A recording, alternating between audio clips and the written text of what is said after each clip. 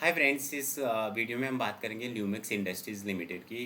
While ल्यूमिक्स पे मैंने already एक वीडियो बनाई थी 10-15 दिन पहले, बट तब तक उनका कॉन कॉल नहीं हुआ था। So after their con call I thought let me just री update the data and re share with you. So basically business model, again just briefly touching upon the Lumix industry. So Lumix industry simply is into lighting. So जितने भी तरह की light लगती है, two wheeler में, four wheeler में, passenger vehicle में, commercial vehicle में, सब बनाते हैं. और उसके अंदर जो headlight, rear light, beep light and all that वो बनाते हैं. और इसमें सबसे बड़ा जो कंपनी के साथ टेल विंड या जो थिंग जिस पे कंपनी काम कर रही है वो है LED light. So basically company जो पूरा ट्रांजिशन कर रही है for conventional light to the LED light, वहाँ पे they are trying to premiumise everything. And यहाँ पे पूरी टेल विंड है.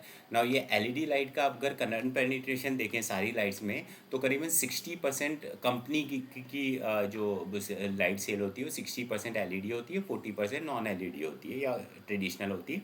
इंडस्ट्री में वो देखेंगे तो 50-50 है कि 50 एलईडी जाती है, 50 कन्वेंशनल जाती है. Now who all are their customer? So you name it and they have the customer. मतलब they are supply major order book is from Maruti, they supply to Toyota, they supply to Tata Punch में इनका light जाता है. और two wheeler की बात करें तो they have the customer Hero Honda, Hero MotoCorp, they have Bajaj and all those. So they have all set of customer in their kitty.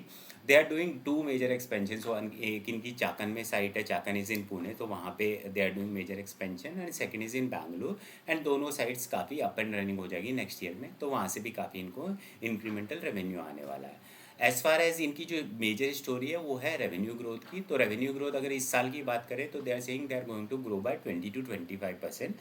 उसमें ओबियसली एक है स्ट्रक्चरल चेंज है, जो जीएसटी रिडक्शन हुआ है तो उससे इनको काफ़ी फ़ायदा मिला है. So that's where is thing. But for future year also they are saying that next year they are going to grow in the around 20%. So specific number 20%. And from from FY28 onward their guidance is they are going to grow by 15-20%. And EBITDA, अगर हम Y T D EBITDA देखें इनका trailing 12 month का, तो 9% है.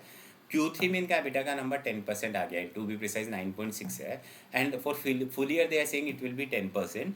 And come next year they are saying they are gradually go in next year to 12%. So major story जो इनकी है वो एक रेवेन्यू ग्रोथ, जो जहाँ से 20% ग्रोथ आएगी. और सेकेंड ग्रोथ आएगी, अगर 10 से 11 होता है तो 10% वहाँ से आ जाएगी, 10 से 12 होता है तो 20% वहाँ से आ जाएगी. तो net net we are saying कि इनका जो ग्रोथ आने वाला है वो इन द रेंज ऑफ 30-40% आने वाला है. और करंटली स्टॉक जो ट्रेड हो रहा है वो 32 के मल्टीपल पे ट्रेड हो रहा है as per the current number.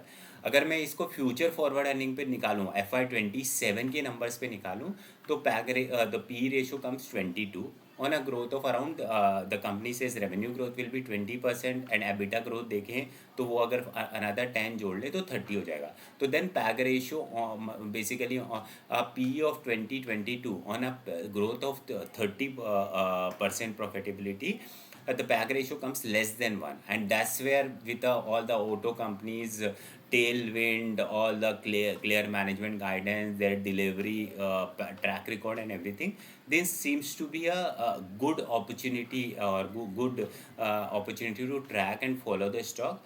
By the way, stock is trading at all-time high with a higher volume. So from that perspective also it makes a good thing that already big people or the people who are tracking, they are in the stock. So that's where good idea to track it. No buy and sell recommendation. Thank you.